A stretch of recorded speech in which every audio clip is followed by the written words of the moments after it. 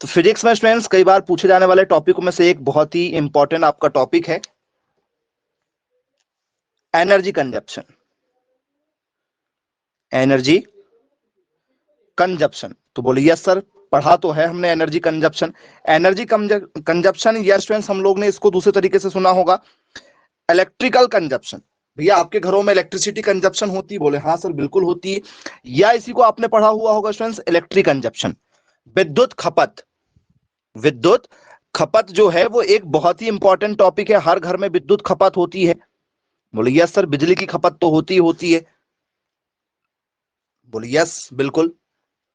तो students electricity consumption या आपका एनर्जी कंजप्शन जो है ये क्या कहलाता है? विद्युत खपत या आपकी ऊर्जा खपत जो है ये क्या है? यदि आपको पता है तो आप मैसेज करके बताइए किसे कहते हैं जी। किसी को यदि कुछ आइडिया यदि हो, आपने कभी प्रीवियस क्लास में कुछ पढ़ा हुआ हो तो बिल्कुल शेयर कर सकते हैं, आप मैसेज कर सकते हैं।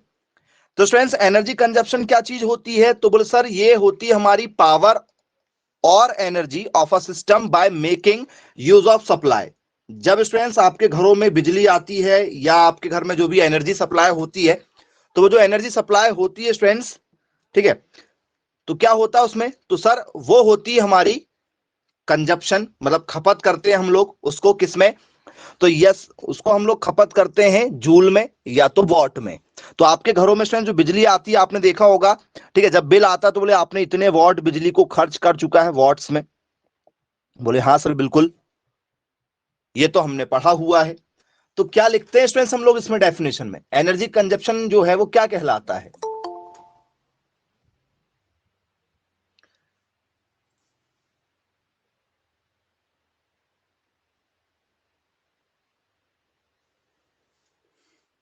चलिए, तो क्या डेफिनेशन लिखें स्टूडेंट्स इसमें हम? तो डेफिनेशन लिखेंगे, ध्यान से देखिएगा।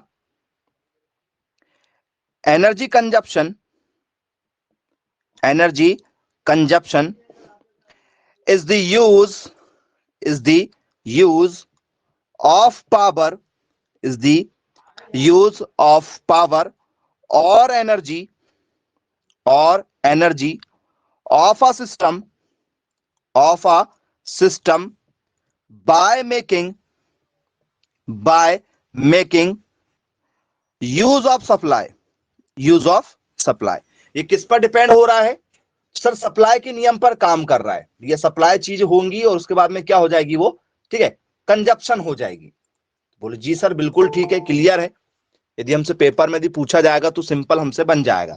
ऊर्जा की खपत आपूर्ति के उपयोग पर डिपेंड करती है। जितनी आप आपूर्ति करोगे, मतलब जितना आप उपयोग करोगे उस हिसाब से आप क्या होगी, आपकी खपत होगी, है ना। सभी के घर में बराबर लाइट मिल रही है? बोले यस सर बराबर मिल रही है, लेकिन हर घर का जो बिल है वो अलग अलग आ रहा है। हर घर में क्या है, बिजली की खपत अलग अलग हो रही है। ऐसा क्यों? ऐसा क्यों हो रहा है? तो सर सबके घर में उपयोग करने की जो क्षमता है वो अलग अलग है, क्योंकि सभी के घर में जो गैजेट्स हैं, ठीक है, जो भी आपके घर में यंत्र हैं वो सब अलग अलग लगे हुए हैं। तो ऊर्जा की खपत आपूर्ति के उपयोग पर आधारित होती है। खपत आपूर्ति के उपयोग पर आधारित है। बोले यस सर, ऊर्जा की जो खपत होती है वो आपूर्ति पर आधारित है कि भैया कितनी हम उसको यूज कर रहे हैं, और इसको हम मेजर करेंगे फिर वॉट से। बोले जी सर बिल्कुल ठीक है। तो स्टूडेंट्स इसके लिए आपने शायद एक फॉर्मूला भी जरूर पढ़ा हुआ होगा, यदि आपको यदि याद है कि कैसे निकालते हैं कि भैया कितनी हमारे घर में जो है वो खपत हुई है। तो खपत निकालने का फॉर्मूला क्या होता है सर? खपत निकालने का फॉर्मूला होता है कुल शक्ति मल्टीप्लाई बाय कुल घंटे, ठीक है, अपॉन 1000। इस फॉर्मूले से आप निकाल सकते हो कि आपके घर में कितनी बिजली यूज हो रही है। एन जो है वो आपका क्या हो जाएगा, खपत हो जाएगी। तो बोले यस सर, इसको समझने के लिए हम लोग और कैसे समझ सकते हैं? तो स्टूडेंट्स इसको समझने के लिए हम लोग ऐसा समझ सकते हैं, आप चाहो तो इसको ई भी लिख सकते हो, क्योंकि ई मतलब एनर्जी हो जाएगी आपकी या इलेक्ट्रिसिटी हो जाएगी। तो एन लिखना तो एन लिख लो, ई लिखना तो ई भी लिख सकते हो, जैसी आपकी इच्छा। पी मतलब क्या हो जाएगा सर? पावर हो जाएगा, total power. Total power multiply by क्या हो जाएगा हमारा टोटल, ठीक है, टाइम हो जाएगा, अपॉन में क्या हो जाएगा सर 1000 हो जाएगा। तो इसको हम ऐसा भी लिख सकते हैं, चाहे तो इसे लिखना चाहे sir E equal to P मतलब पावर, T मतलब टाइम, अपॉन 1000 का 1000। बोलिए यस सर। E जो है वो आपकी एनर्जी हो जाएगी, जो आपको क्या बताएगी, किलोवाट प्रति आवर्स में आंसर देगी। P जो है वो पावर को इंडिकेट करेगा इन वॉट में, और T जो है वो टाइम को इंडिकेट करेगा। बोलिए यस सर, बिल्कुल ठीक है, क्लियर है। तो इस पर ही बेस्ड स्टूडेंट्स हमसे पेपर में न्यूमेरिकल पूछे जा चुके हैं। तो आइए जरा न्यूमेरिकल की शुरुआत करते हैं और किस तरीके के क्वेश्चन पूछे जाते हैं उसको भी देख लेते हैं। तो टॉपिक आपका क्या है, विद्युत खपत का है, या ऊर्जा खपत का आप कह सकते हो। तो क्वेश्चन बहुत ही सिंपल सा है, सॉल्व करके बताइएगा, देखते हैं कितने लोग इसका सही आंसर दे पाते हैं। पहला question, compute the energy consumption, compute the energy consumption in a system, in a system that consumes 190 watts, 190 watts of power and works for 3 hours a day, 3 hours a day। ये आपका question है, ठीक है। उस प्रणाली में ऊर्जा खपत की गणना करें, ऊर्जा खपत की गणना करें जो 190 वॉट बिजली की खपत करती है,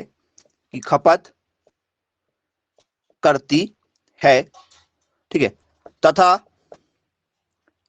3 घंटे काम करती है, तथा 3 घंटे काम करती है।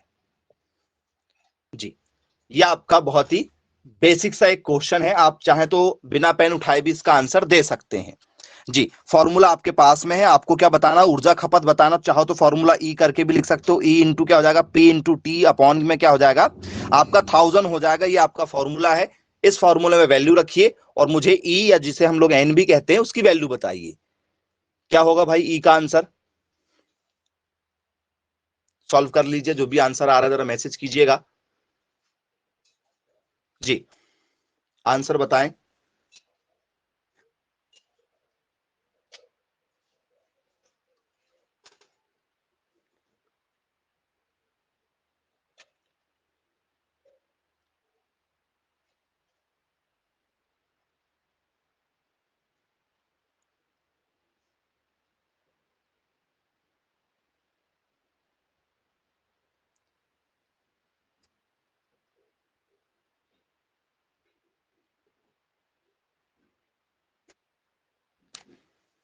जी, बहुत बढ़िया। चलिए, कुछ लोगों का आंसर आ रहा है 0.75 किलोवाट, ये आंसर आ रहा है। चलिए, दूसरा option 35.2 kilowatt, kilowatt per hour, kilowatt hour मतलब, ये आंसर आ रहा है। जी,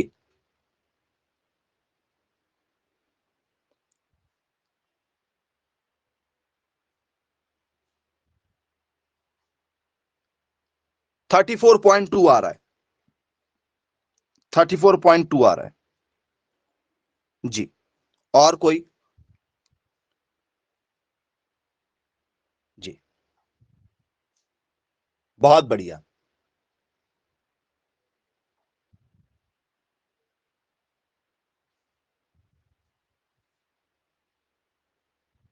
मुझे मालूम था कि ऐसी ही हरकतें करेंगे आप लोग, ठीक है, मुझे लग ही रहा था। पेपर में क्वेश्चन तो वही आते हैं, लेकिन आपकी हरकतों के कारण से आप क्वेश्चन गलत कर लेते हैं। आपको कई बार बताया गया है, ठीक है, उसके बाद भी आप लोग एक ही गलती करते हैं। जी, आप लोग 9th 10th क्लास से सीख रहे होंगे कि टाइम जो होता है हमेशा किस में लिखा जाता है। टाइम को कभी घंटों में नहीं लिखा जाता। टाइम को किस में लिखा जाता है हमेशा? टाइम हमेशा किस में होता है? मिनट में कि सेकंड में? सर टाइम सेकंड में होता है। पावर कितना है सर? 190 का 190। टाइम कितना है सर? 3 आवर्स है सर, वो 3 घंटे लिखा है। घंटे का मतलब कितना होता है सर? 60 मिनट। सर मिनट में भी नहीं लिखा जाता सर, उसको उसको किस में लिखा जाता है सर? उसको लिखा जाता है 60 सेकंड में। मिनट में भी सेकंड होते हैं। तो 60 मल्टीप्लाई करेंगे तो 3 गुणित क्या होगा? 60 गुणित 60। क्यों किया गया है सर? घंटे से पहले मिनट में बदले, मिनट से उसको सेकंड में बदले। अपॉन में कितना हो गया सर? अपॉन में हो गया हमारा 1000। बोले जी सर बिल्कुल ठीक है, क्लियर है। एक जीरो से दूसरा गया, दूसरे वाले से दूसरा गया, अब क्या होगा सर? एक जीरो से ये भी गया। अब आपस में मल्टीप्लाई कर लो जो भी बचा हुआ है उसका, बताइएगा कितना आंसर निकल कर आ रहा है। आपको कई बार बताया गया है, उसके बाद भी आपके आंसर नहीं आते। ऑप्शन दे देते तो आंसर तो लेके ही आ जाते हो ना। ऑप्शन मिलने के बाद तो पता नहीं क्या हो जाता है आप लोगों को, आपके आंसर आ ही जाते हैं। जी, मल्टीप्लाई करके बता दो कितना हो रहा है। 2052। बोले जी सर 2052 किलोवाट आवर, ये आपका करेक्ट आंसर होगा, जो पेपर में आ भी चुका है, कई बार आ चुका है। जी, एक क्वेश्चन नहीं है ये जो आने वाला है, बहुत से ऐसे क्वेश्चन है जो पेपर में पूछे जा चुके हैं। चलिए दूसरा क्वेश्चन जो पेपर में आया हुआ था उसको आपके सामने रखते हैं। सिंपल है क्वेश्चन, बहुत इजी था। अब इजी था, इससे पहले गलत हुआ है ना, और गलत हुआ इसका मतलब है कि आपसे नहीं बनता पेपर में, ठीक है। तो दिक्कत ही दिक्कत वाली बात थी। आइए जरा क्वेश्चन देते हैं दूसरा। क्वेश्चन है, a toy car consumes energy of 500 watts of power if it works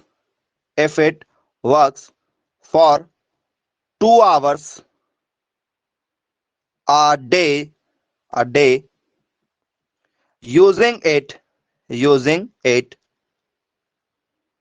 calculate the energy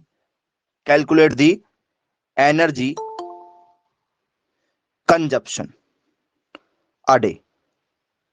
ये आपसे पेपर में पूछा गया, बहुत ही बढ़िया एक क्वेश्चन है कि एक खिलौना कार जो है, खिलौना कार टॉय कार तो आपने देखा ही है। बोले हाँ सर बिल्कुल, ठीक है। तो क्या है क्वेश्चन हमारा? एक खिलौना कार जो है, एक खिलौना कार दिन में, एक खिलौना कार दिन में 2 घंटे 2 घंटे में 500 वॉट 500 वॉट बिजली की 500 वाट बिजली की खपत करती है, बिजली की खपत करती है प्रतिदिन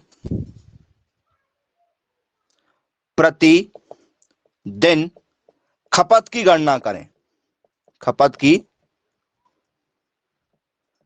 गणना करें। जी बताइए स्टूडेंट्स क्या होगा इसका करेक्ट आंसर, सॉल्व करके दिखाइए। इस तरीके के भी आपसे पेपर में क्वेश्चन जो है वो पूछे जा चुके हैं। बहुत ही सिंपल सा क्वेश्चन है, आप बिल्कुल इजी वे में इसको क्या कर सकते हैं? सॉल्व कर सकते हैं। तो आप बताइए क्या हो सकता है इसका करेक्ट आंसर।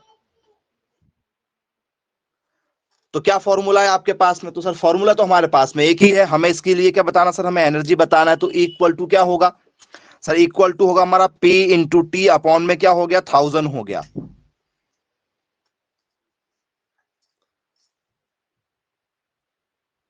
जी रखिए, वैल्यू रखिए, पावर रखिए, टाइम की वैल्यू रखिए, अपॉन में 1000 है। ई की वैल्यू बताइए कितना होगा? 36 किलोवाट आवर होगा। Okay very good. जी और कोई? क्या आपका जो करेक्ट आंसर आ रहा है, ई की जो वैल्यू आ रही है वो क्या 3600 निकल कर आ रही है? क्या ये आपका आंसर है? बोले यस सर, बिल्कुल यही आंसर है, हमारा आंसर यही है। तो कैसे सॉल्व किया आप लोगों ने? तो सर हमारे पास में पावर दिया है, पावर मतलब जो सर वॉट है वो दिया है, पावर कितना सर 500 हमारे पास में पावर है, प्लस टाइम कितना दिया गया सर, टाइम दिया गया 2 आवर्स 2। सर टाइम हमेशा जो होता है वो सेकंड में होता है, तो 1 घंटे में कितने मिनट होते हैं सर, 60 मिनट होते हैं, और 60 मिनट में कितने सेकंड होते हैं सर, 60 सेकंड होते हैं। तो यदि आपसे किसी ने पूछा तो क्या करोगे आप लोग? तो सर हमें तो ऐसा सॉल्व करना होता है, ठीक है, 1 घंटे बराबर कितना सर, 60 मिनट, और फिर 60 मिनट में कितने होते हैं, मिनट में कितने होते हैं सर, 60 ही सेकंड होते हैं। तो इसलिए हमें क्या करना पड़ा यहाँ पर, 60 × 60 करना पड़ा। बोले जी सर बिल्कुल ठीक है, क्लियर है। अब अपॉन में क्या चल रहा है सर, अपॉन में चल रहा हमारा 1000, अपॉन में हमारा क्या है सर, 1000 चल रहा है, वो एज इट इज चलते रहेगा। एक जीरो से एक जीरो कटा, दूसरे वाले से दूसरा, ये तीसरे वाले से तीसरा। अब आपस में मल्टीप्लाई कर देना है, ये हो गया हमारा 50 × 200, और ये 30 30 36, 36 × 100 कितना हो गया सर, 3600 हो गया किलोवाट आवर। इस तरीके से हमको क्या करना है, किसी भी क्वेश्चन को सॉल्व करना है। तो आप देख लीजिए, यदि आपको डाउट हो एनर्जी कंजप्शन में तो आप बिल्कुल बता सकते हैं, पेपर में फॉर्मूला पूछा जा चुका है।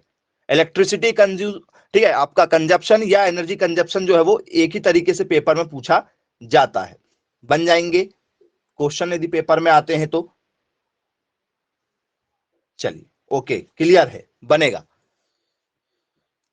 अब स्टूडेंट्स इसके बाद में हम बात करेंगे आपसे, ठीक है,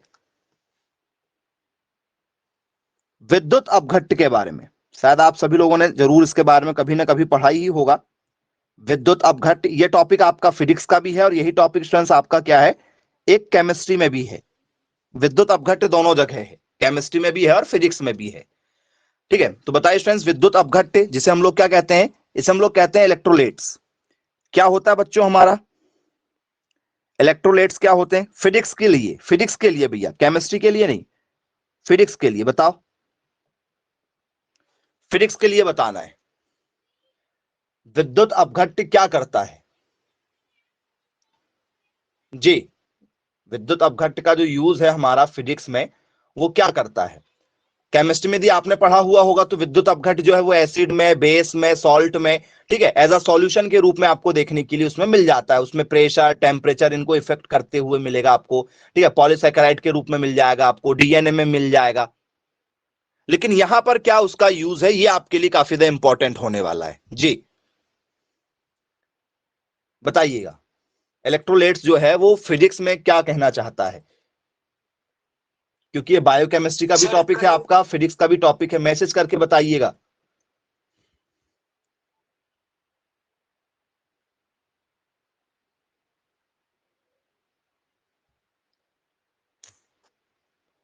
चलिए, तो स्टूडेंट्स यदि आपसे पेपर में यदि पूछा जाएगा तो हम सिंपल तरीके से लिखेंगे। जब भी स्टूडेंट्स आप किसी भी अपने जो भी आपके पास में गैजेट्स हैं, यदि वो खराब हो जाता है तो आप लोग क्या लेकर जाते हैं उसको, किसी भी मैकेनिक के पास में लेकर जाते हैं कि भाई देखो उसको टेस्ट करके देखो। तो स्टूडेंट्स वो किसी यंत्र की सहायता से उसको चेक करके देखता है, देखता है, आपने प्रैक्टिकल भी किया हुआ होगा। तो बोलिए यस सर, उसके पास में एक मशीन होती है, जैसे वो बल्ब चालू है या बंद है तो वो एक मशीन लगा के देखता है, देखते हैं क्या? बोले हाँ सर, किलोवाट आवर चेक करके देखता है वो, ठीक है। उसके पास में एक ब्लैक कलर की पिन होती है और एक रेड कलर की पिन होती है जिसका वो यूज करता है। बोले हाँ जी सर, देखा तो है हमने, ठीक है, चलिए, सबने देखा है जी। तो क्या करता है, तो सर उसके पास में, ठीक है, चार्ज पहचानने की मशीन होती है, उसे क्या कहते हैं, उस मशीन को आप जानते हो, उस इक्विपमेंट का नाम आपको पता है, वो क्या है आपके पास में, क्या होता है वो? एनोड और कैथोड उसके पास में होते हैं, दो टर्मिनल उसके पास में होते हैं, नेगेटिव और पॉजिटिव टर्मिनल होते हैं, जिससे वो बताता है कि भाई आपकी, आपने जो गैजेट्स लेकर आए हुए हैं वो प्रॉपर वे में चालू है या बंद है, मतलब उसके पार्ट्स सही से काम कर रहे हैं या नहीं कर रहे हैं। देखा होगा आप लोगों ने, किसी भी लोकल से लोकल आप किसी भी ठीक है मैकेनिक के पास चले जाओ आपके गैजेट्स लेकर, तो वो चेक करके बताते हैं, बोले हाँ सर बिल्कुल ठीक है। तो क्या करते हैं वो लोग, और ये इलेक्ट्रोलाइट्स वहां पर कैसे वर्क करता है, तो देखिएगा स्टूडेंट्स मैं आपको बताता हूं। डेफिनेशन क्या होगी, आपने सबने पढ़ा हुआ है, ये केमिस्ट्री की लैंग्वेज में नहीं फिजिक्स की लैंग्वेज में है ना। क्या लिखेंगे, substance that conduct electric current as a result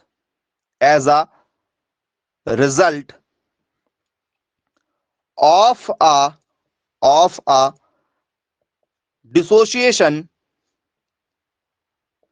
into positively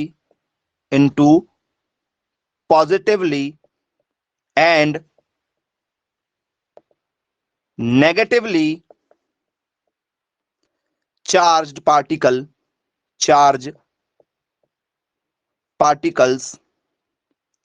called ions। बोले यस सर बिल्कुल ठीक है। तो ये कैथोड एनोड को स्टूडेंट्स चेक करता है, बोले यस सर बिल्कुल चेक करता है। नाम किसी को याद आया, कौन सा यंत्र कहलाता है जी, किस इक्विपमेंट के सहायता इसको चेक किया जाता है एनीवन। यदि आपको इक्विपमेंट का नेम यदि आपको पता है तो आप बिल्कुल बता सकते हैं कौन सा इक्विपमेंट कहते हैं, किसी ना किसी के घरों में भी यूज होगा जी। नहीं मालूम,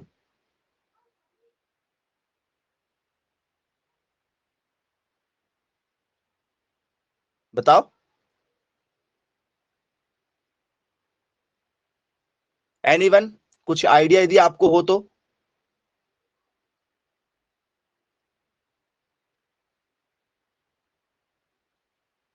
नहीं मालूम, थ्रस्टर के नाम से भी जानते हैं इसको, शायद सुना होगा आप लोगों ने। तो सर हमारा ये विद्युत अपघट्य ही है, इसे यदि हम कहना चाहें तो सर इसको हम लोग विद्युत अपघट्य भी कहते हैं। और आप लोग ने इसको एक और नाम से सुना होगा, थ्रस्टर के नाम से भी जानते हैं इसको। इसमें क्या होते हैं सर, वो प्लस चार्ज होता है और माइनस चार्ज होता है, ये चार्ज होता है ठीक है, और वो ये इन चार्जों को लगाकर आपको बताते हैं कि भैया ये चालू होगा या आपका बंद होगा। तो बोले यस सर बिल्कुल ठीक है, देखा तो आप सभी लोगों ने जरूर होगा कहीं ना कहीं। बोले यस सर बिल्कुल देखा हुआ है ना। या तो आपने प्रैक्टिकल जब किया होगा स्टूडेंट्स, तो आपको स्कूल में कुछ इस तरीके से बनवाते थे, एक वीकर रहता था स्कूल में, आपने देखा हुआ होगा। एक में आप लोगों ने स्टूडेंट्स जो है वो जिंक की छड़ को देखा होगा, एक में आप लोग जिंक की छड़ रहती थी आपके पास में, और एक में स्टूडेंट्स आपकी जो थी वो कॉपर की छड़ रहती थी। याद करो, प्रैक्टिकल याद करो, किए होंगे तो। बोले हाँ सर, एक में जिंक की छड़ होती थी और एक में कॉपर की छड़ होती थी, और इसमें आपका क्या भरा हुआ होता था, सॉल्यूशन भरा हुआ होता था। और यहां पर आपका क्या होता था, चार्जेस लगे होते थे, एक तरफ नेगेटिव चार्ज, एक तरफ आपका क्या होता था, पॉजिटिव चार्ज होते थे। और यहां पर स्टूडेंट्स जो आपका चार्ज क्रिएट होता था, क्योंकि यहां से निकलने वाला चार्ज जो है वो नेगेटिव हो जाएगा या यहां का चार्ज पॉजिटिव हो जाएगा, तो इस सॉल्यूशन के अंदर में नेगेटिव और पॉजिटिव दोनों चार्ज हो जाते थे। तो स्टूडेंट्स यहां पर कॉपर के भी जो हो जाते थे, कॉपर 2+ हो जाते थे, और जेडन का भी स्टूडेंट्स आपका जेडन हो जाता था। और इसके अंदर जो सॉल्यूशन भरा हुआ होता था वो होता था स्टूडेंट्स सल्फेट का। याद करो, फिजिक्स में प्रैक्टिकल आपने 10th में भी किया होगा, 11th में भी किया होगा, 12th में भी किया होगा, क्योंकि कोई प्रैक्टिकल हो ना हो ये बेसिक प्रैक्टिकल आपका जो है इलेक्ट्रोलाइट्स का करवाते ही करवाते थे। तो यहां पर जो आपका इन दोनों को मैनेज, क्योंकि कॉपर सल्फेट भी होता है, कॉपर सल्फेट भी होता है, और आपका स्टूडेंट जो है वो जिंक सल्फेट भी हो जाता है, दोनों होते हैं। ZnSO4 भी आपने देखा होगा और CuSO4 भी आपने देखा होगा। बोले यस सर बिल्कुल देखा है। तो इसको जो मैनेज करता है, चार्जेस को जो मैनेज करता है, वही हमारा क्या होता है सर, वही हमारा विद्युत अपघट्य होता है। तो बोले जी बिल्कुल क्लियर है। तो क्या लिखेंगे स्टूडेंट्स हम लोग, क्या लिखेंगे, डेफिनेशन क्या हो जाएगी हमारी। तो डेफिनेशन होगी स्टूडेंट्स, वे द्रव जिनमें धारा प्रवाहित की जाती है और धारा प्रवाहित करने पर क्या हो जाते हैं, ये टूट जाते हैं, ये क्या हो जाते हैं, टूट जाते हैं। तो वही इसकी डेफिनेशन है, वे द्रव जिनमें धारा प्रवाहित करने पर धारा प्रवाहित करने पर ये अपने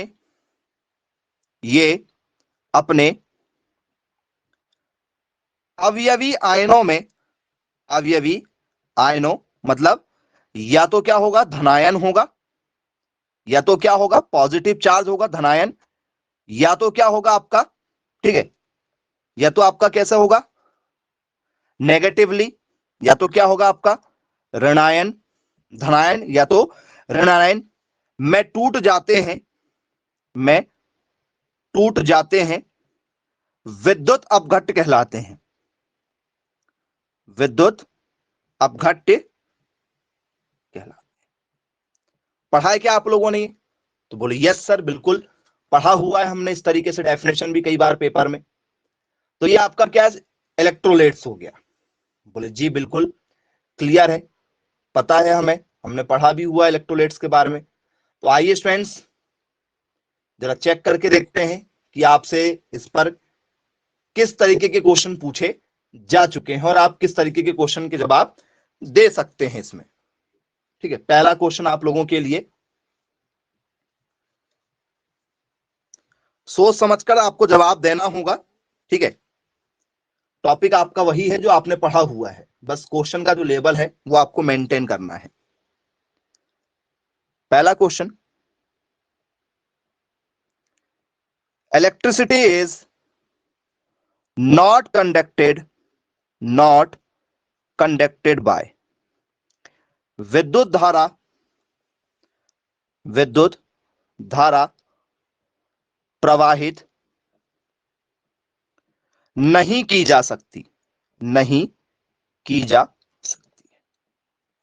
क्योंकि इलेक्ट्रोलाइट्स विद्युत अपघट्ट का मतलब क्या होता है कि भैया उससे क्या हो जाएगी सर, उससे इलेक्ट्रिसिटी पास होगी, तभी तो वहां पर क्या हो रहा है, विद्युत अपघट्ट बन रहा है। दो चीज तोड़ रहा है, पॉजिटिव और नेगेटिव में तोड़ रहा है। तो हमारे यहां भी जो बिजली आती है वो पॉजिटिव और नेगेटिव के फॉर्मेट में ही तो आती है, पॉजिटिव चार्ज नेगेटिव चार्ज। बोले हाँ, चलिए बताइए किसमें पास नहीं की जा सकती? प्लास्टिक में पास नहीं की जा सकती? क्या नॉन मेटल में नहीं की जा सकती? क्या सॉलिड आयनिक सब्सटेंस में नहीं की जा सकती? या ऑल ऑफ दीज, ये सभी? बताइएगा किसमें से बिजली पास नहीं कर सकते आप लोग? किसमें से बिजली पास नहीं कर सकते?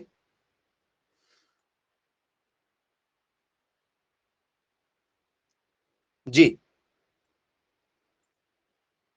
Option number A, very good very good. जी हाँ स्टूडेंट्स, प्लास्टिक से पास नहीं की जा सकती। और कोई?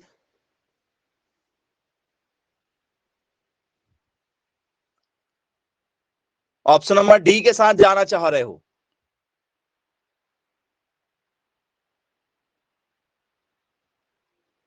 चलिए, तो स्टूडेंट्स यहां पर जो आपका करेक्ट आंसर होगा, बहुत ही, देखो मैंने बताया था ना कि बहुत सारे बच्चे जो हैं वो जल्दबाजी में ही क्वेश्चन को क्या करते हैं, गलत करते हैं। इतना लाइट में आपको नहीं लेना। देखो आपने पढ़ा हुआ है भाई प्लास्टिक, सर प्लास्टिक तो हम बचपन से पढ़ते चले आ रहे हैं कि सर प्लास्टिक में नहीं होगा, तो सर इसमें भी पास नहीं होता है। सिर्फ विद्युत धारा जो होती है, इलेक्ट्रिसिटी जो होती है, सिर्फ मेटल में पास होती है। नॉन मेटल मतलब अधातु होती है, अधातु होती है आप लोगों की। बोलिए यस सर बिल्कुल ठीक है, नॉन मेटल मतलब अधातु होती है। तो नॉन मेटल आपने पढ़ा है, किसे कहते हैं नॉन मेटल? बोले हाँ सर बिल्कुल हमने नॉन मेटल पढ़ा हुआ है। तो किसे कहा जाता है स्टूडेंट्स नॉन मेटल? एग्जाम्पल आपको बता दें, carbon dioxide, nitrogen, oxygen, phosphorus, sulphur, silicon, boron, hydrogen, chlorine, bromine, iodine, astatine. Gas आपकी पूरी हो गई, helium, neon, argon, krypton, xenon, radon. तो गैसें आपकी क्या होगी सारी की सारी, सर नॉन मेटल है, ये तो नॉन मेटेलिक एलिमेंट कहलाते हैं आपके पीरियोडिक टेबल में। तो भैया नॉन मेटल मतलब क्या हो गया, कार्बन में कार्बन गैस है, ऑक्सीजन में सर गैस है, हाइड्रोजन सर गैस में है, फॉस्फोरस, सल्फर, इन ये धातु है आप लोगों की। सर इसमें पास होती क्या? सर नहीं, इसमें भी पास नहीं होती। कोई भी जो सॉलिड चीज होगी आपकी, ठोस चीज जो होगी, वो भी आयोनिक सब्सटेंस होना चाहिए, आयनिक ठोस होना चाहिए। आयनिक ठोस, आयनिक क्या होता है भाई, आयनिक की पहचान क्या होती है कि जिसमें सिर्फ क्या चार्ज होता है सर, पॉजिटिव चार्ज रखता है जो अपने पास में। जो क्या रखता है सर, पॉजिटिव चार्ज रखता है, कोई एक ही चार्ज रखेगा। आयनिक बॉन्ड आपने पढ़ा हुआ होगा कि अपने इलेक्ट्रॉन हमेशा के लिए डोनेट कर देता है, तो सर ये भी नहीं होता। तो क्या होगा सर, ऑल ऑफ दीज इसका आंसर होगा, ऑल ऑफ दीज। बोले यस सर, बिल्कुल क्लियर है, बहुत ही इजी क्वेश्चन था ये आप लोगों के लिए। चलिए अब स्टूडेंट्स इसके बाद में, ठीक है, नेक्स्ट जरा क्वेश्चन के साथ में चर्चा करते हैं। नेक्स्ट क्वेश्चन है हमारा इसमें जी,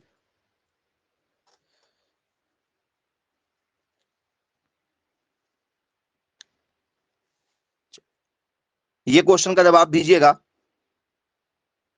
इलेक्ट्रोलाइट, इलेक्ट्रोलाइट लिक्विड में इंक्लूड,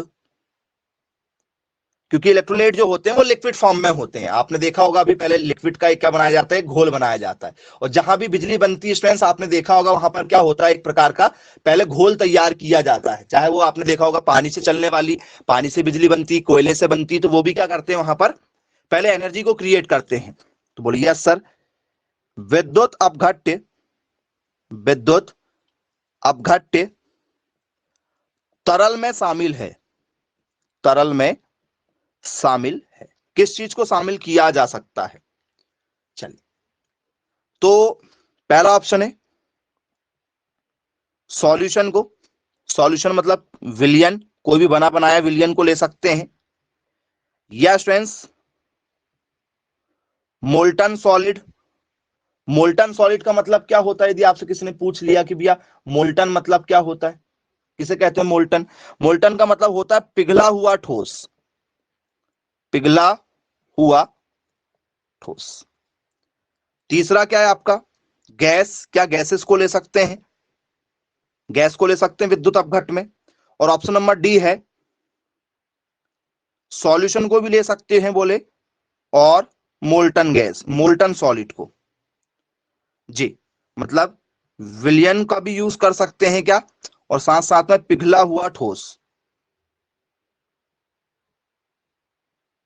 पिघला हुआ ठोस जी। क्या होना चाहिए करेक्ट आंसर बताइए, किसका यूज किया जाता होगा? तो सर ऑब्वियसली कॉमन सी बात है, यदि आप लोगों ने कहीं बनते हुए बिजली देखा हुआ होगा, ठीक है, तो यदि आप कभी बिजली जहां बनती है यदि आप वहां गए होंगे, तो स्टूडेंट्स वहां पर क्या किया जाता है, जैसे वाटर हो गया आपका, पानी से बिजली बनाई जाती है, तो सर वो ऑलरेडी क्या है सर, वो सॉल्यूशन होता है, उससे हमें बनाना होता है। तो हम लोग क्या करते हैं, हम लोग सर सॉल्यूशन का भी यूज करते हैं, साथ ही साथ में किसका यूज करते हैं, मॉल्टन सॉलिड का, पिघले हुए चीजों का भी यूज करते हैं, और इनसे क्या करते हैं हम लोग, हमारा रिजल्ट बनाते हैं। तो ये दोनों चीजों का हम इसमें क्या करते हैं, यूज करते हैं। तो बोले जी बिल्कुल क्लियर है, बनेगा यदि यहां से पेपर में यदि क्वेश्चन यदि पूछा जाएगा तो। चलिए अब स्टूडेंट्स इसके बाद में, ठीक है, आपसे चर्चा करेंगे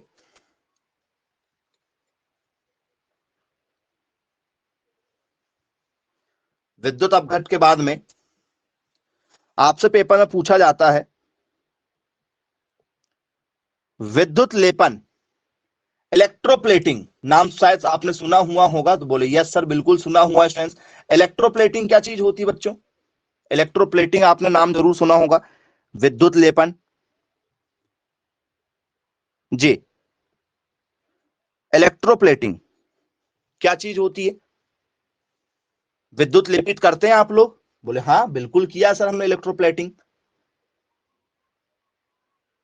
कैसे करते हैं विद्युत लेपन?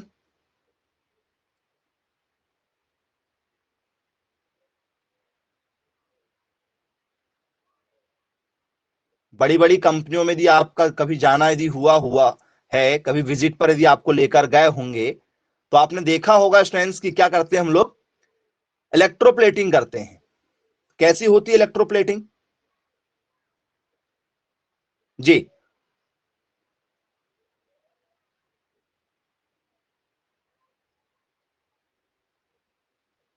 नहीं मालूम कैसे करते हैं इलेक्ट्रोप्लेटिंग? तो स्टूडेंट्स विद्युत अपघटन द्वारा जब हम किसी धातु पर क्या करते हैं, परत चढ़ाते हैं, ठीक है, जैसे स्टूडेंट्स आपने देखा होगा भाई गहनों के ऊपर कुछ हम डिजाइन वगैरह चढ़ाते हैं, तो वो पॉसिबल कैसे है, या मूर्तियों के ऊपर आपने देखा होगा कुछ कीमती तरीके की नक्काशी की जाती है, ज्वेलरी पर या किसी बहुत बड़े स्टैचू पर आपने देखा होगा, क्या करते हैं हम लोग, सर नक्काशी करते हैं। बोले हाँ सर बिल्कुल करते हैं। तो वैसे ही स्टूडेंट्स जब आपने प्रैक्टिकल किया होगा, ठीक है, तो इसमें क्या करते हैं, तो सर हम लोग करते हैं इसमें कोटिंग करते हैं, वो भी किसकी, ठीक है, बोल सर हम लोग करते हैं धातु की कोटिंग करते हैं। क्यों करते हैं, जिससे बिजली आसानी से पास हो जाए, बिजली आसानी से पास हो जाए। बोले यस सर। अब मान के चलो स्टूडेंट्स मेरे पास में एक छड़ है, समझिएगा जरा, मैं आपको एग्जांपल दे रहा हूं। जैसे मान चलो मेरे पास में ये छड़ है, और ये छड़ स्टूडेंट्स जो है मेरे पास में, ये किसकी छड़ है, तो मान लो ये मेरे पास में जो छड़ है ये कॉपर की छड़ है। किसकी छड़ है सर, कॉपर की छड़ है। तो क्या स्टूडेंट्स इस कॉपर की छड़ को, ठीक है, मैं चेंज करना चाहूं कि भैया ये जो कॉपर की छड़ मुझे दी गई है मैं इसका यूज नहीं करता, क्योंकि कॉपर मतलब क्या होता है, तांबा होता है, मुझे तांबे का यूज नहीं करना है। क्या मैं इस तांबे की छड़ के, ठीक है, चारों तरफ, क्या स्टूडेंट्स मैं यहां पर जो है एक परत चढ़ा सकता हूं क्या, सर मैंने इसके ऊपर चढ़ा दिया किसकी परत, सर सिल्वर की परत चढ़ा दिया, मैंने इसके ऊपर चढ़ा दिया सिल्वर, चांदी की परत चढ़ा दिया। तो क्या स्टूडेंट्स इसकी जो इलेक्ट्रिसिटी इलेक्ट्रिसिटी पासिंग करने की जो कैपेसिटी क्या वो बढ़ जाएगी, या फिर उतनी ही रहेगी, या फिर कम हो जाएगी, इंक्रीज हो जाएगी, डिक्रीज हो जाएगी, या हमें कोई बेनिफिट मिलेगा यहां पर, जी। चांदी की चढ़ा दी हमने, और सबसे बेस्ट कंडक्टर माना जाता है इलेक्ट्रिसिटी का, सिल्वर जो है वो बेस्ट कंडक्टर माना जाता है। तो बोले सर बढ़ जाएगी, क्या होगा रिजल्ट, सर रिजल्ट हमारा जो है सर वो बढ़ जाएगा। बोले यस सर बिल्कुल बढ़ जाएगा। तो यदि आपसे पेपर में यदि पूछा जाए कि भाई बताइए क्या होता है और क्यों किया जाता है, ठीक है, तो सिंपल सी आपकी डेफिनेशन बनेगी इलेक्ट्रोप्लेटिंग की। तो आइए उस इलेक्ट्रोप्लेटिंग की डेफिनेशन भी लिख लेते हैं कि क्या होना चाहिए और क्यों किया जाता है, इसका प्रिंसिपल जो है, ठीक है, वो क्या कहना चाहता है, ठीक है। तो डेफिनेशन लिखेंगे इसकी, electroplating electroplating is based on the principle based on the principle of electrolysis. ये देखो इलेक्ट्रोलाइसिस की बात हो गई, यहां पर विद्युत अपघट की बात आ गई, क्योंकि पॉजिटिव और नेगेटिव चार्ज जो जरूर बनेंगे यहां पर, इन विच आ सुपीरियर मैटर, देखो जो सबसे अच्छी मेटल होगी उसका हमें यहां पर यूज करना है, is dissolve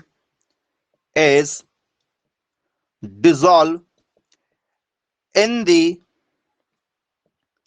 electrolyte and is coated smoothly on the surface of an inferior metal। बोले यस सर। अब ये कैसे काम करने लगेगी सर, ये एज अ इलेक्ट्रोड काम करने लगेगी। In the case both the metals act as electrodes। अब जो मेटल रहेगी वो क्या करने लगेगी, इलेक्ट्रोड के जैसे काम करने लगेगी, मतलब उसमें पॉजिटिव और नेगेटिव चार्ज आ जाएंगे, पॉजिटिव और नेगेटिव दोनों चार्ज आएंगे। तो बोले यस सर। एक बेहतर धातु को क्या कर देते हैं हम लोग, इसमें घोल देंगे, जैसे जो हम जो सिस्टम बनाते हैं ना उसमें क्या कर देंगे, ठीक है, जो हमारी बेस्ट कंडक्टर होगी उस धातु को हम लोग इसमें घोल देंगे, जिससे जो छड़ है, छड़ क्या हो जाएंगी आपकी, सर छड़ पर जो है सर वो चार्जेस आ जाएंगे और आसानी से क्या हो जाएगा, विद्युत लेपन हो जाएगा और उसमें इलेक्ट्रिसिटी जो है वो पास हो जाएगी। बोले जी सर बिल्कुल ठीक है, क्लियर है। तो क्या होगी हमारी एक सिंपल सी डेफिनेशन, उसको भी जरा नोट कर लेते हैं कि इलेक्ट्रो, ठीक है, प्लेटिंग क्या कहलाता है और क्यों करना चाहिए। तो किसी भी धातु की बनी हुई वस्तु या उपकरण या मशीन या बर्तन या सजावटी सामान आदि की बाहरी परतों पर धातु की परत चढ़ाने की प्रक्रिया को हम लोग इलेक्ट्रोप्लेटिंग कहते हैं। जिससे क्या होता है सर, जिससे जो होता है कि ये लगातार अपना काम करते रहते हैं, ठीक है, खराब नहीं होती है। बोले यस सर बिल्कुल ठीक है। पतली परत चढ़ाने का कार्य क्या होता है कि बेहतर धातु के साथ में, ठीक है, हम क्या कर सकते हैं, अंदर की ओर यदि हमने कुछ घटिया धातु का भी यूज किया हुआ है, चीप मेटल का भी यदि हमने यूज किया है, तो भी वो उसी तरीके से क्या करता है, धारा प्रवाहित कर सकता है। बोलिए यस सर बिल्कुल ठीक है। चलिए क्लियर है। तो हिंदी डेफिनेशन भी लिख लेते हैं, क्या होगा, ठीक है, धातु को खराब होने से भी बचाता है यदि आप अच्छी धातु का उपयोग यदि ऊपर कर लेते हैं, नीचे यदि आपने निम्न स्तरीय धातु का यूज किया है तो धातु को क्या करता है, संरक्षण भी प्रदान करता है। चलिए धातु के संक्षारण, क्योंकि जंग भी लगता है ना धातु में, संक्षारण प्रतिरोध को बेहतर बनाने के लिए विद्युत लेपन द्वारा किसी अन्य धातु की परत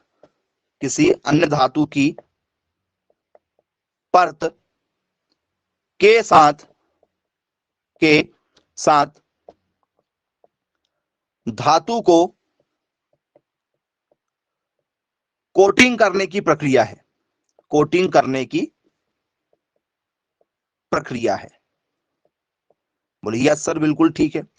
तो स्टूडेंट्स ये नॉर्मली यदि आपने यूज किया होगा तो आपको भी पता है, जैसे आप घर बनाते हैं तो स्टूडेंट्स मकान की छत पर आपने देखा होगा, आज के समय में हम लोग क्या करते हैं, नॉर्मल स्लिप होने के बाद में आपने देखा होगा कुछ यूज करते हैं क्या, किसी पदार्थ का यूज करते हैं क्या, बहुत ज्यादा मार्केट में चर्चित रहता है, डॉक्टर फिक्सिट का यूज कर लो, करते हैं क्या, क्यों करते हैं, बोले सर वो हमारी, ठीक है, जो छत है उसकी वाटर प्रूफिंग कर देता है।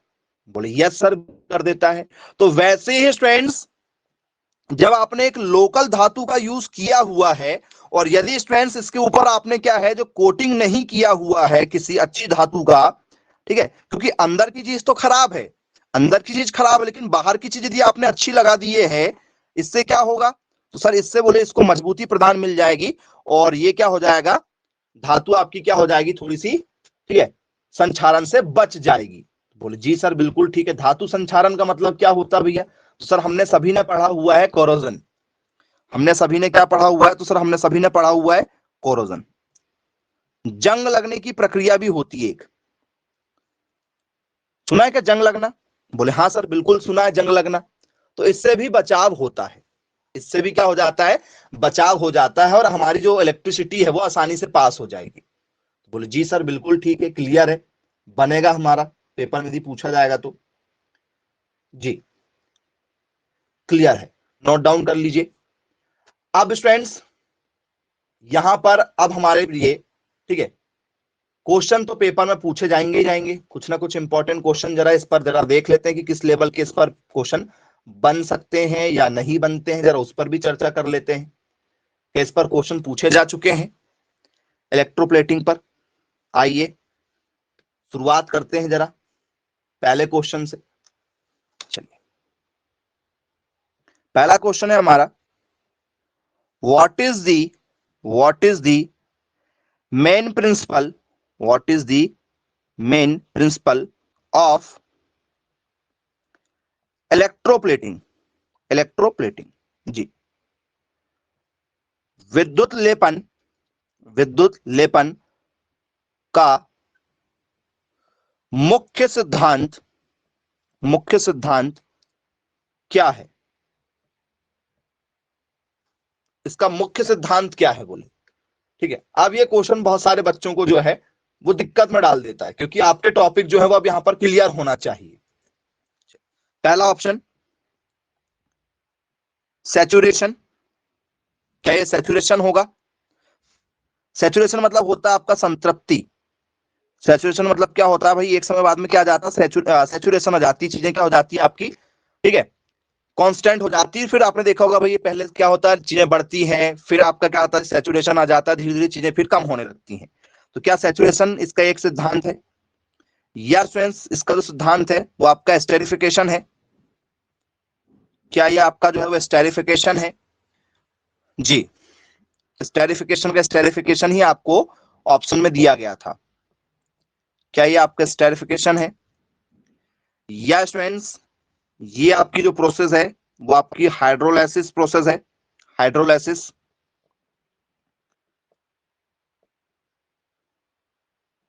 जी, हाइड्रोलाइसिस। या स्टूडेंट्स ये जो आपकी प्रोसेस है ये आपकी न्यूट्रलाइजेशन है। जी, जिसे हम लोग बोलते हैं तटस्थता।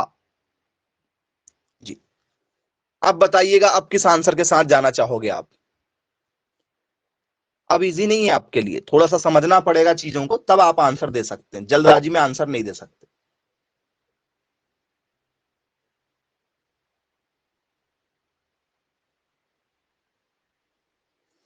जी, किस आंसर के साथ जाना चाह रहे हैं आप?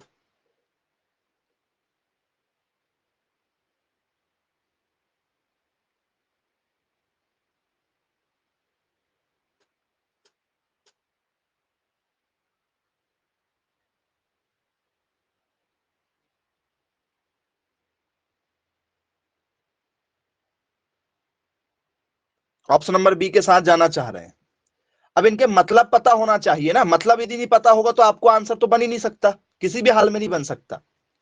चलिए जरा आपको थोड़ा थोड़ा जो है वो बताने की कोशिश करते हैं कि भैया जो है वो सैचुरेशन का मतलब क्या होता है केमिस्ट्री की लैंग्वेज में।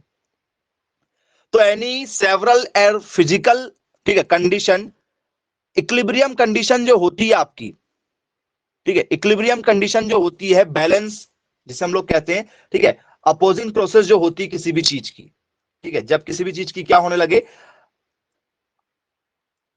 ठीक है, अपोजिट प्रोसेस होने लगे, मतलब चीजों में धीरे धीरे क्या आने लगे सर, डाउनफॉल आने लगे, उस कंडीशन को क्या कहते हैं सर, सैचुरेशन कहा जाता है।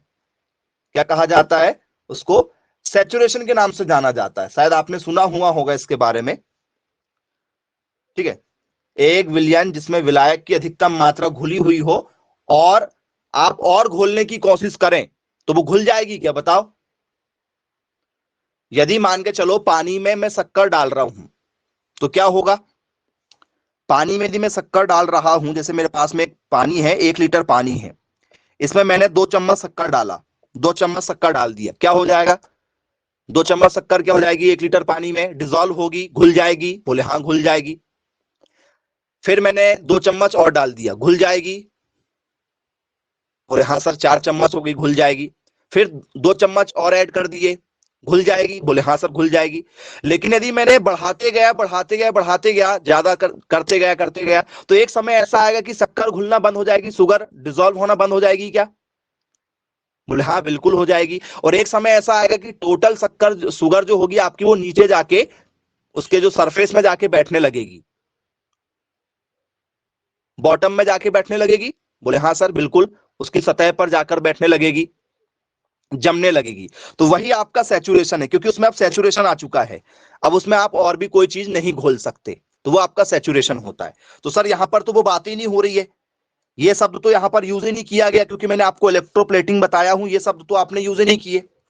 अब स्टूडेंट्स यहां पर एक शब्द जो है यूज किया जा रहा है आपके लिए, कौन सा शब्द है सर? स्टेरिफिकेशन क्या चीज होती है? देखो शब्द सारे पता होना चाहिए, सारे शब्द के बारे में आपको जानकारी होना बहुत ज्यादा जरूरी है बच्चों। ठीक है, अब यहां पर आया आपका स्टेरिफिकेशन। अब ये स्टेरिफिकेशन क्या चीज होती है बताओ?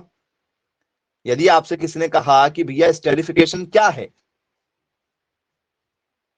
तो सर ये स्टेरिफिकेशन जो प्रोसेस होती है ये ऑर्गेनिक एसिड और एल्कोहल के बीच में होती है, एस्टर के साथ में। क्या है ये हमारी? सर ये प्रोसेस है, ये हमारी क्या है सर? एसिड की प्रोसेस है। ये प्रोसेस जो है सर ये एसिड की प्रोसेस है। तो सर एसिड का यहां पर क्या काम? एसिड का यहां पर कोई काम है क्या? बोले सर नहीं, एसिड का यहां पर कोई भी काम नहीं है, क्योंकि ये एल्कोहल और एलिमिनेशन ऑफ वाटर की प्रोसेस होती है। यदि आपको बताएं कि इसे स्टेरिफिकेशन क्यों कहा जाता है, तो दो अभिकारक एल्कोहल और एसिड को अलग अलग करके एस्टर बनाते हैं। क्या बनाने की प्रोसेस है बच्चों? तो सर ये प्रोसेस जो है हमारी ये एस्टर को बनाती है। स्टेरिफिकेशन इसलिए कहा जा रहा है क्योंकि किसको बनाती है? एस्टर को बनाती है। एस्टर के निर्माण में काम आती है। तो सर ये तो इनऑर्गेनिक का हो गया टॉपिक, मतलब ऑर्गेनिक केमिस्ट्री का टॉपिक हो गया ये आपका, तो सर इसका यहां पर कोई काम ही नहीं है। चलिए अब बच्चा स्टूडेंट्स आपका हाइड्रोलाइसिस। क्या होता है भैया हाइड्रोलाइसिस? पेपर में यदि आपसे पूछ लिया जाए कि भैया हाइड्रोलाइसिस में क्या होता है, तो सर नाम में जुड़ा हुआ है, इलेक्ट्रोलाइसिस, हाइड्रोलाइसिस, जुड़ा है नाम में, हाइड्रोलाइसिस, इलेक्ट्रोलाइसिस। बोले जी सर बिल्कुल जुड़ा हुआ है नाम, तो भाई काम की चीज होगी ये कहीं ना कहीं। तो क्या होता है हाइड्रोलाइसिस? तो सर हाइड्रोलाइसिस होता है हमारा केमिकल मैकेनिज्म होती है जो क्या करती है, तो सर जो मॉलिक्यूल को तोड़ती है, जो मॉलिक्यूल को क्या करती है सर, तोड़ती है। बोलिए यस सर, मॉलिक्यूल को तोड़ना, मॉलिक्यूल को तोड़ना। तो मॉलिक्यूल को कौन तोड़ता है सर? मॉलिक्यूल को तोड़ता है हमारा कौन सर? इलेक्ट्रोलाइसिस में भी क्या होते थे, अणु जो थे, एटम्स जो थे वो क्या होते थे सर? ब्रेक होते थे। तो यहां भी वही प्रोसेस हो रही है, यहां भी वही प्रोसेस हो रही है कि हाइड्रोलाइसिस क्या है, तो सर पानी के अंदर जो रसायन मौजूद होते हैं, जो केमिकल मौजूद होते हैं, उन्हें क्या करना, उन्हें सर तोड़ देना। उन्हें क्या कर देना सर? तोड़ देना। जैसे सॉल्ट है, जैसे सॉल्ट है, जैसे मान चलो ये पानी है, पानी के अंदर में मान चलो क्या सर? NaCl है, तो इसको तोड़ दिया, Na अलग कर देगा और Cl अलग कर देगा। तो आपने देखा होगा कभी भी स्टूडेंट्स, जब भी आपके घरों में लाइट वगैरह हल्की से डिम हो जाती है, तो आपके घरों के आसपास में कहीं भी एक रॉड वगैरह लगी होती है, उसमें आप पानी डाल के आते हो, वो भी सॉल्ट वाला, नमक और पानी का घोल डाल के आते हैं, जिससे आपके घर की बिजली प्रॉपर आने लगे। पहले करते थे, शायद आपको याद नहीं होगा, लेकिन यदि आप घर में पूछेंगे किसी से भी, तो यदि घर की यदि बिजली यदि आपकी थोड़ी सी डिम यदि हो जाए और आपके घर में यदि पीछे अर्थिंग यदि हो, तो अर्थिंग में आप क्या करते थे? पानी का घोल डाल के आते हैं, वो भी सॉल्ट वाला। बोले यस सर, क्यों? क्योंकि उसमें से सोडियम अलग हो जाएगा और आपका क्लोरीन जो है सर वो अलग हो जाता है। तो हाइड्रोलाइसिस प्रोसेस ही इसे कहा जाता है। इसे क्या कहा जाता है सर? इसको कहा जाता है हाइड्रोलाइसिस प्रोसेस। बोले जी सर बिल्कुल ठीक है। अब यहाँ पर न्यूट्रलाइजेशन जो एक शब्द जुड़ा हुआ है आपका, ये क्या शब्द है भैया? न्यूट्रलाइजेशन। इसे क्या कहा जाता है और कहां यूज किया जा रहा है, इसका जरा ये भी बता दो, क्या संबंध है इसका? तो सर ये भी एसिड और बेस पर बेस्ड रिएक्शन है। एसिड की स्ट्रेंथ और बेस की रिएक्शन, ये पावर ऑफ हाइड्रोजन पर डिपेंड है, पावर ऑफ हाइड्रोजन, एसिड और बेस पर ये बेस्ड होता है। केमिस्ट्री यदि आप पढ़ेंगे तो अम्ल और क्षार के बारे में आपको पढ़ना पड़ेगा, तो अम्लीय और क्षारीय प्रक्रिया में आपको ये नजर जाएगा, अम्ल व क्षार में। बोलो जी सर बिल्कुल ठीक है। जब सॉल्यूशन को क्या बनाना हो, हमें न्यूट्रल बनाना हो, ये लिखा शब्द में देखो, न्यूट्रलाइजेशन मतलब न्यूट्रल, न्यूट्रल मतलब होता है भाई किसी चीज को क्या बनाना, उदासीन बना देना, उदासीन बना देना, मतलब पीएच मान को क्या करना, कंट्रोल करना। अम्ल है तो 7 तक लेकर जाएंगे, क्षार यदि है तो सर 7, 0 से यदि किसी का पीएच मान 6.9 तक है तो उसको आगे बढ़ाने की कोशिश करेगा। यदि किसी का पीएच मान 7.1 से 14 के बीच में, तो उसे वो 7 बनाना है। तो बस सर वो बीच में लेकर जाना चाहता है, किसी भी चीज को न्यूट्रल करना चाहता है। तो बोलो जी सर, तो इस हिसाब से हमारा ऑप्शन नंबर सी जो था वो बिल्कुल राइट आंसर था। आई होप स्टूडेंट्स आपको ये पूरा टॉपिक जो है वो क्लियर हो गया होगा। इलेक्ट्रोप्लेटिंग आपको हमने बता दी, इसी में आपको स्टूडेंट्स, इसी में हमने क्या बताए हैं, इलेक्ट्रोलाइसिस, विद्युत अपघट्य बता दिए, और साथ ही साथ में आपको हमने बहुत ही इंपॉर्टेंट चीज बताए थे, इलेक्ट्रिसिटी कंजप्शन या एनर्जी कंजप्शन।